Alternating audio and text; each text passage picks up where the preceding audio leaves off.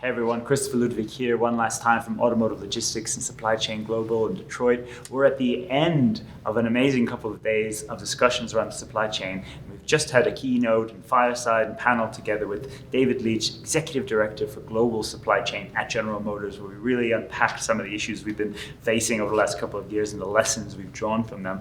Dave, I just wanted to take a couple more minutes to pull some more insights from you. One of the things you talked about was the number of disruptive events, something like 200 per week that you're tracking across supply chains. And that's grown exponentially. And what has it meant for the way that you and your team monitor operations and supply across plants and operations? Yeah, so I would say, first of all, we have what we call a command center team that deals with our most critical supply issues within the company. And first of all, we've had to grow that team pretty significantly in the last 2 years just because of the amount of issues. But in terms of being able to track the complexity and the velocity of all these issues, we've developed some visualization and allocation type tools. And so, we have all of our plants globally that we load into an allocation tool, and we can take all of these different constraints that are stacked and develop what is the best and most optimal optimization for those constrained parts. We then visualize that on we call it a red, yellow, green chart. It's basically a simple visual tool that we update on a regular basis to be able to communicate to leaders and other team members in terms of where the key risks are and at which plants. Almost like a traffic light sort of scenario. Exactly, because there's so many stacked issues, we need a way to really visualize it, and it changes so frequently. It's a great visualization tool. Absolutely, and 2+ years, everyone has faced disruptions, shutdowns of some kind, and we see that they're still ongoing in places. But do you feel that you're now better able to mitigate or even avoid some of these? Absolutely. I mean, our agility has really been pretty impressive, and I think the key is when you have cross-functional teams that are empowered and are working together as one team with no silos, it's really pretty amazing the innovation that comes up. So whether it's an engineering solution, a sales and marketing solution, adjusting orders, potentially building vehicles, without parts and updating those at a later point in time, we have been really, really creative to minimize disruptions within our vehicle plants. Absolutely. One of the things, and again, you also raised, supply chain mentioned in almost all earning calls now, so clearly attention at the top levels of all OEMs, and I know it's no exception at GM. What does that mean compared to being perhaps in the past below the radar a little bit? Not that it was really below the radar, but it was, you didn't want to hear from supply chain unless something went wrong. What does it mean to have more of this attention focus from top management? Yeah, well, exposure can be good, exposure can be bad. But absolutely. I would say, I think in the past there just really wasn't an understanding because the supply chain team would just always get it done. We'd always figure out how to get the right part at the right place at the right time to sustain production. And I think with the magnitude of the events over the past 2 years, the companies have had to learn a lot more about supply chain. And so I think the visibility within our organization, I have direct reviews every single week with our CEO for 45 minutes, every single week for the last 2 years, which I would have never had previously. And so I think the importance of, supply chain being the conduit for the organization in terms of, identifying the issues and then working collaboratively to try to solve those issues and developing all the recommendations of what we should do to optimize the enterprise.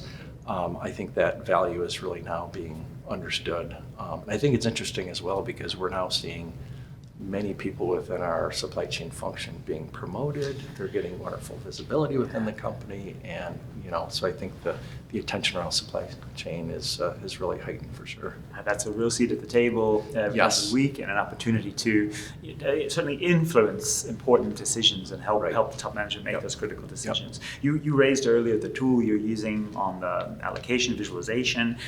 So there's other tools we know of, like tier N visibility, but there's also important behavioral change, behavioral adjustments that we've spoken about. I'm really interested to give some examples. What are the key behavioral changes within GM, the way your organizations work and the way you work with your suppliers, for example? Yeah, I think internally we have specific behaviors within GM, and we all try to make sure that we display those behaviors. And one of the key ones we call it's just one team, acting as one team, because I think too often you get functions or departments that are too focused on, their scorecard or their metrics. And so I think having the enterprise approach and always making the best decision for the enterprise. My budget gets completely blown because I have the premium transportation budget, but I'm trying to make decisions that are best for the enterprise. And so it's amazing how powerful it is when you have a large cross-functional team that are focused on common objectives.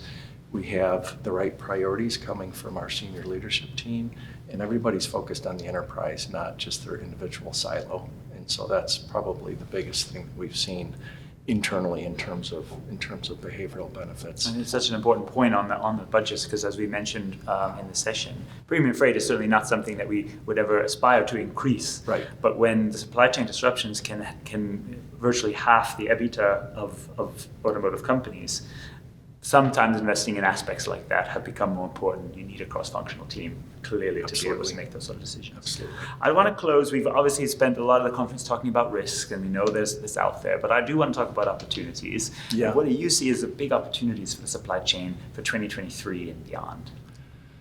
Well, I think, I think this resiliency journey is real. I think if it's not real for companies, it needs to be. We are making significant investments in resiliency. And as I mentioned in the conference, it is a company-wide objective. It's not just a supply chain objective. It is a company-wide objective.